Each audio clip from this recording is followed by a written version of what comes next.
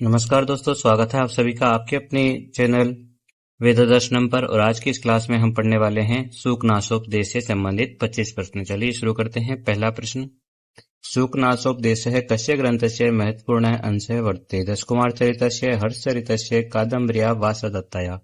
देखिए, सूकनासोपदेश जो है वो बाणभट्ट के द्वारा कृत जो कादम्बरी कथा है उसका एक अंश है। तो यहाँ पर ऑप्शन सी बिल्कुल सही हो जाएगा, कादम्बर्या, ऑप्शन 3। अगला प्रश्न, प्रश्न नंबर 2, बाणभट्टाय वश्यवाणी कवि चक्रवर्ती इति उपाधिं कै राजा दत्तवान? हर्षवर्धनः, प्रभाकरवर्धनः, चंद्रदेवः, यशोवर्मा?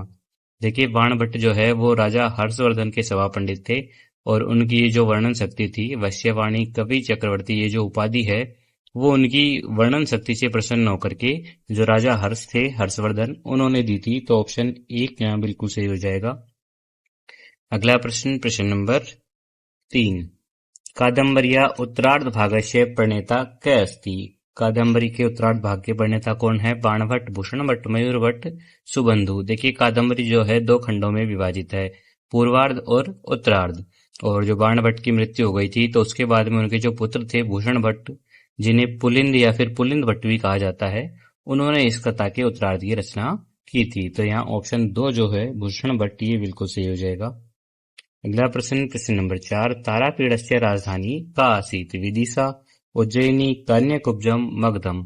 देखिए, जो राजा तारापीड़ है वो उज्जयिनी के शासक थे और विदिशा नगरी के राजा जो है सुद्रक, उनकी राजधानी थी विदिशा नगरी। ठीक है, ऑप्शन 2 यहाँ बिल्कुल सही होगा, तारापीड़ की राजधानी उज्जयिनी थी।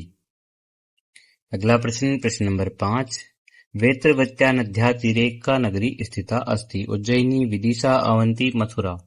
देखिए, विदिशा नगरी जो है वो वेत्रवती नगरी के किनारे स्थित थी। तो ऑप्शन 2 यहाँ बिल्कुल सही हो जाएगा। अगला प्रश्न, प्रश्न नंबर 6, सूकनासः कस्य प्रधानमंत्री आसीत? शूद्रकस्य, तारापीडस्य, चंद्रापीडस्य, पुंडरीकस्य? देखिए, जो सूकनास है वो राजा तारापीड़ के मंत्री थे और उन्होंने ही तारापीड़ के पुत्र को चंद्रापीड़ को उपदेश भी दिया था।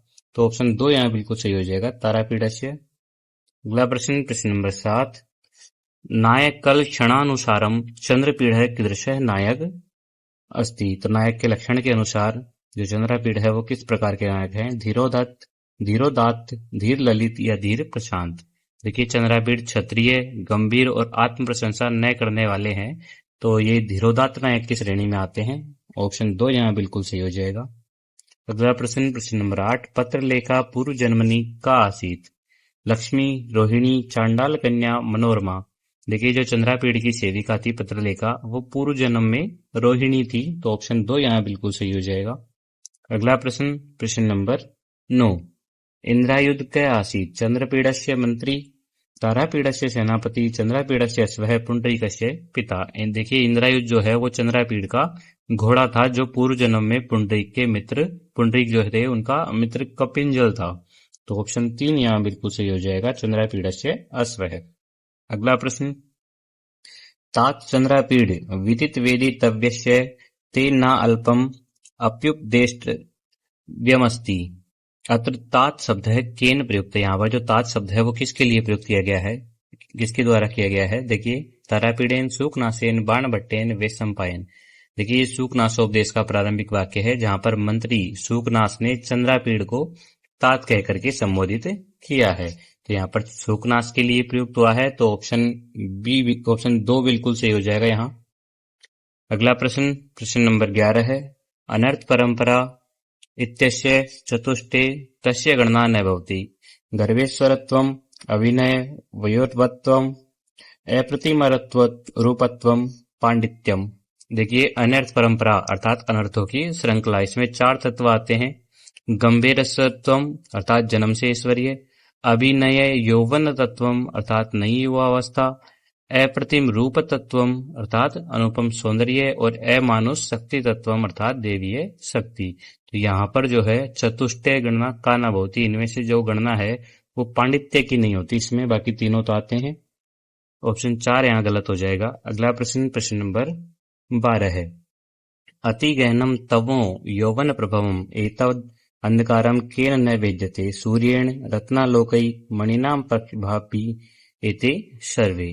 देखिए सुकनास के अनुसार यौवन से उत्पन्न गहन अहंकार न सूर्य से भेदा जा सकता है, न रत्नों के प्रकाश से दूर किया जा सकता है और न दीपकों की चमक से हटता है। तो यहाँ पर एति सर्वा आएगा क्योंकि तीनों ही बिल्कुल सही है। अगला प्रश्न नंबर 13 है। सुकनासानुसारेण गुरुपदेश कीदृशम स्नानम वर्तते। मंत्र स्नानम, ऐजलम स्नानम, मानसिक स्नानम, तीर्थ स्नानम। देखिए गुरु का उपदेश व्यक्ति के संपूर्ण मलों को धुलने में समर्थ बिना जल का स्नान अर्थात ऐजलम स्नानम है। तो यहाँ पर ऑप्शन 2 जो है वो बिल्कुल सही हो जाएगा। अगला प्रश्न नंबर 14 है। अपरिणामोपशमो दारुणो लक्ष्मी मदः अत्र अपरिणामोपशमः इत्यस्य कै अभिप्राय है। जलेन शान्तः भवति, वृद्धा अवस्थायामपि शान्तः न भवति, औषधेन शान्तः भवति, यौवने शान्तः भवति। देखिए जो भयंकर लक्ष्मी का मद है अर्थात जो परिणाम है वो वृद्धावस्था में भी शांत नहीं होने वाला है। अपरिणामोपशमो अर्थात वृद्धावस्था में भी शांत नहीं होने वाला होता है। तो यहाँ पर ऑप्शन बी बिल्कुल सही हो जाएगा। वृद्धावस्थायाम अपि शांत है न भवति। अगला प्रश्न नंबर 15 है। गुरु वचनम कीदृशम मनसि प्रदोष समयस्य चंद्रमा इव दोष जातम दूरी करोति। कलुषित मनसी, स्वच्छ मनसी, अहंकारी मनसी, क्रोधी मनसी। देखिए उपदेश में सरलता से स्वच्छ मन में ही प्रवेश करते हैं। तो यहाँ पर ऑप्शन 2 जो है वो बिल्कुल सही हो जाएगा, स्वच्छ मनसी। अगला प्रश्न नंबर 16 है। लक्ष्मी कुतः उत्पन्ना अभवत। पातालात, क्षीर सागरात, स्वर्गात, अग्नि। देखिए लक्ष्मी की जो उत्पत्ति है वो क्षीर सागर से हुई थी समुद्र मंथन के दौरान। तो ऑप्शन बी अर्थात ऑप्शन 2 जो है वो बिल्कुल सही हो जाएगा यहाँ। और सुकनास के अनुसार वह जो जल राशि है अर्थात जो समुद्र है उससे उत्पन्न होने के बाद भी वो प्यास को बढ़ाती है।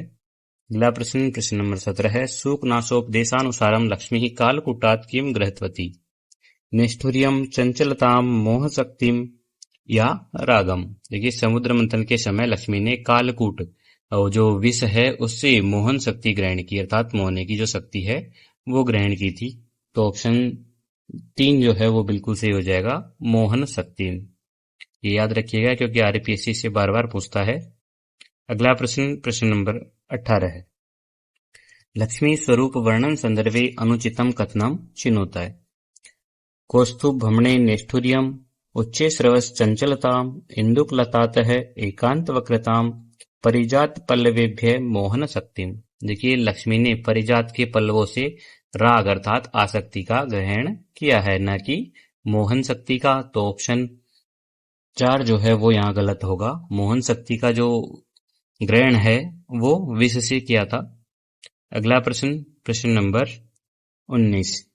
लक्ष्मी सरस्वती परिग्रहीतुम जन्म किमर्थम न लिंगति। स्नेहात, अपवित्रमिव मन्यमानः भयात, गौरवात। देखिए जो लक्ष्मी है वो गुणी व्यक्ति को अपवित्र मानकर उसे स्पर्श नहीं करती। अपवित्रमिव न स्पृशति। तो यहाँ पर ऑप्शन 2 बिल्कुल सही हो जाएगा। अगला प्रश्न नंबर 20। लब्धापि दुखेन परिपाल्यते एतत् कस्या कृते गतितम। राज प्रकृते कादम्बर्या लक्ष्म्यः बुद्धे। देखिए लक्ष्मी मिल जाने पर भी कठिनता से रखी जाती है अर्थात दुख से परिपालन होता है उसका।